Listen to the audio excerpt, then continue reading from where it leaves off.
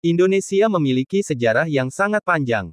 Jika dirunut jauh, sejarah Indonesia bisa dijelaskan sejak masa prasejarah karena banyak ditemukan fosil manusia purba di Indonesia. Namun dalam artikel ini, kita akan merangkum sejarah Indonesia sejak masa kerajaan Nusantara. Masa kerajaan kemudian berlanjut hingga masa kolonial Belanda dan Jepang, kemudian hingga Indonesia merdeka. Sejarah berlanjut pada masa pasca kemerdekaan yang terdiri dari masa Orde Lama, Orde Baru, dan Reformasi. Masa Kerajaan Hindu-Buddha. Dikutip dari modul Perkembangan Kehidupan Masyarakat Pemerintahan dan Budaya pada masa Kerajaan-Kerajaan Hindu-Buddha di Indonesia, Sejarah Indonesia kelas 10 terbitan Kemdikbud, awal masa Kerajaan Hindu-Buddha ditandai dengan berdirinya Kerajaan Kutai di wilayah Pulau Kalimantan. Kerajaan ini berdiri pada tahun 475 abad ke-5, yang dibuktikan dengan keberadaan prasasti Yupa. Kemudian ada Kerajaan Tarumanegara yang berdiri di wilayah Jawa bagian barat, tepatnya di wilayah Provinsi Banten. Selain itu, ada Kerajaan Sriwijaya yang memiliki wilayah luas, yakni sebagian Nusantara, seperti Jawa, Sumatera, hingga wilayah Thailand.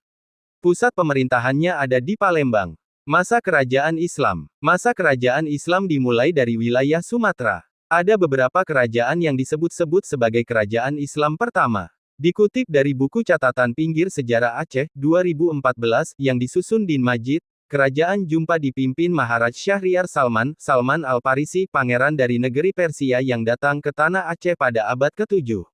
Sumber lain mengatakan Kerajaan Perlak adalah kerajaan Islam pertama. Namun yang paling umum disebut sebagai kerajaan Islam pertama adalah Kerajaan Samudra Pasai yang berdiri tahun 1267 m. Kerajaan Islam terus berkembang di berbagai daerah. Di Indonesia Timur ada Kerajaan Ternate dan Tidore. Di Jawa ada Kerajaan Banten, Kerajaan Demak hingga Kerajaan Mataram Islam. Masa kolonialisme. Masa kolonialisme terjadi pada masa kerajaan Islam. Dalam buku Kemdikbud Sejarah Indonesia kelas 11 oleh Sardiman Am dan Amurwani DL, bangsa pertama yang datang ke Nusantara adalah Portugis di Maluku tahun 1511, kemudian Spanyol di Maluku tahun 1521, kemudian Inggris pada tahun 1579. Belanda masuk ke Nusantara pada tahun 1596 di Banten dengan pimpinan Cornelis de Houtman untuk mencari rempah-rempah. Mereka pun terus menjajah Indonesia hingga mendirikan Kongsi Dagang Verinik de Os Indicie Company (VOC) pada abad 17. Semakin lama, masyarakat di Nusantara semakin bersatu untuk melawan penjajahan dengan munculnya berbagai organisasi pergerakan pemuda. Nama Indonesia pun mulai dikenal, salah satunya digunakan sebagai nama Organisasi Perhimpunan Indonesia. Nama ini juga digunakan dalam Sumpah Pemuda tanggal 28 Oktober tahun 1928. Saat itu juga diperkenalkan lagu Indonesia Raya oleh Wage Rudolf Supratman. Perlawanan sebenarnya sudah dilakukan sejak lama di berbagai daerah namun bersifat sporadis. Tahun 1942, Belanda pun menyerah dan meninggalkan Indonesia.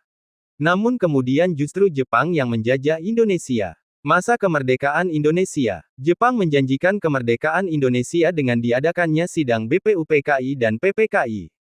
Namun kalangan pemuda tidak setuju dengan kemerdekaan yang diberikan Jepang. Pemuda ingin Soekarno segera memproklamasikan kemerdekaan sendiri. Dilansir dari situs setnek.go.id, pada dini hari tanggal 16 Agustus tahun 1945, Bung Karno dan Bung Hatta terpaksa diculik para pemuda ke Rengas Dengklok. Bung Karno didesak agar segera memproklamasikan kemerdekaan. Sempat terjadi perdebatan panas, akhirnya Bung Karno setuju memproklamasikan kemerdekaan pada tanggal 17 Agustus tahun 1945. Setelah kembali ke Jakarta, mereka berkumpul di rumah Laksamana Maeda untuk menyusun naskah proklamasi dan membuat bendera merah putih. Kemerdekaan pun diproklamasikan oleh Soekarno di rumahnya, Jalan Pegangsaan Timur No. 56 Jakarta, pada pukul 10 waktu Indonesia Barat. Masa Orde Lama. Pada masa pemerintahan Soekarno yang disebut sebagai Orde Lama, terjadi sejumlah peristiwa penting. Antara lain kedatangan Belanda kembali ke Indonesia melalui agresi militer Belanda. Namun Belanda menyerah dan meninggalkan Indonesia. Dikutip dari laman Pemkot Cimahi, ada beberapa kali perubahan sistem pemerintahan, yaitu dari demokrasi parlementer kemudian menjadi demokrasi terpimpin. Pemilu pertama diadakan tahun 1955. Selain itu, terjadi pula perjuangan untuk membebaskan Irian Barat yang dikuasai Belanda hingga akhirnya wilayah terbagi menjadi dua. Pada masa Soekarno, Indonesia juga sempat berkonfrontasi dengan Malaysia hingga memilih mundur dari anggota PBB. Masa Orde Baru. Akhir masa Orde Lama ditandai dengan peristiwa G30 SPKI yang menumpahkan banyak darah sesama bangsa Indonesia. Politik yang bergejolak membuat Presiden Soekarno lengser. Banyak versi sejarah bertebaran mengenai peristiwa di tahun-tahun ini, mulai tentang organisasi Partai Komunis Indonesia (PKI), hingga kebenaran surat perintah 11 Maret Super Semar, yang akhirnya membawa Maijen Soeharto menjadi Presiden RI.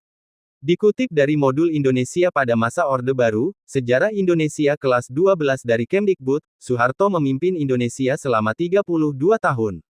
Di sisi pemerintahan, terdapat sejumlah peristiwa sejarah, seperti penyederhanaan partai politik menjadi 3 partai, kebijakan duifungsi ABRI sebagai kekuatan keamanan sekaligus sosial politik, hingga melakukan banyak pembangunan.